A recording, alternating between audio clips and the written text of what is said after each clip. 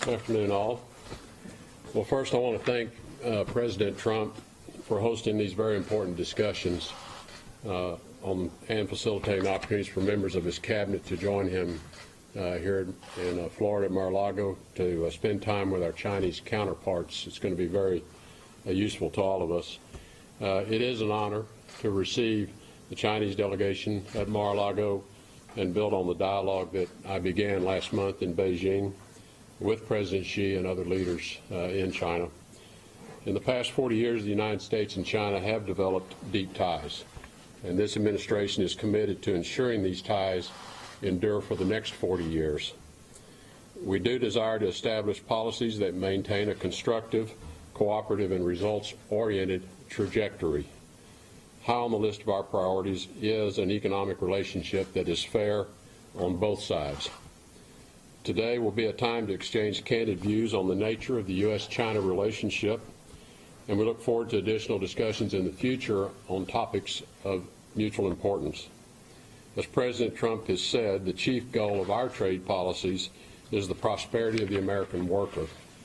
To that end, we will pursue economic engagement with China that prioritizes the economic well-being of the American people.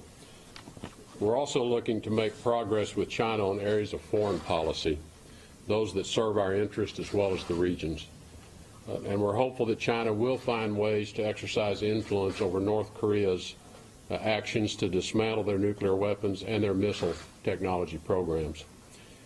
Whether it's using their authority on the UN Security Council or utilizing new levers of power, China can be part of a new strategy to end North Korea's reckless behavior and ensure security, stability, and economic prosperity in Northeast Asia. Yet even as we share a desire to work together, the United States does recognize the challenges China can present to American interest.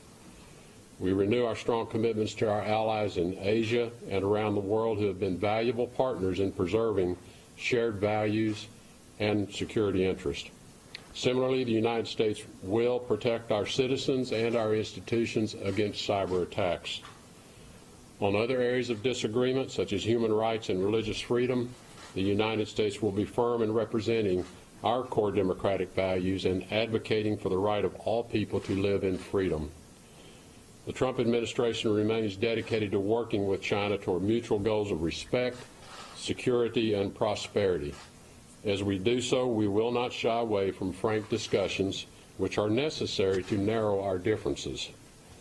I hope President Xi, First Lady Madam Peng, and the entire Chinese delegation enjoy their visit to the United States, and we look forward to our discussions with them. Thank you. Sir, do you have a statement on Syria? Well, obviously, the events that have occurred in Syria with the chemical weapons attack here in the past day have just, I think, horrified all of us and brought to the front pages and to our television screens as well the tragedy that is part of the Syrian conflict. There is no doubt in our minds, and the information we have supports, that Syria, the Syrian regime under the leadership of President Bashar al-Assad, are responsible for this attack. And I think further it is very important that the Russian government consider carefully their continued support for the Assad regime. Sir, does Assad have to go? Assad's role in the future is uncertain, clearly, and with the acts that he has taken, it would seem that there would be no role for him to govern the Syrian people. And so what steps is the United States prepared to take in order to remove him from power?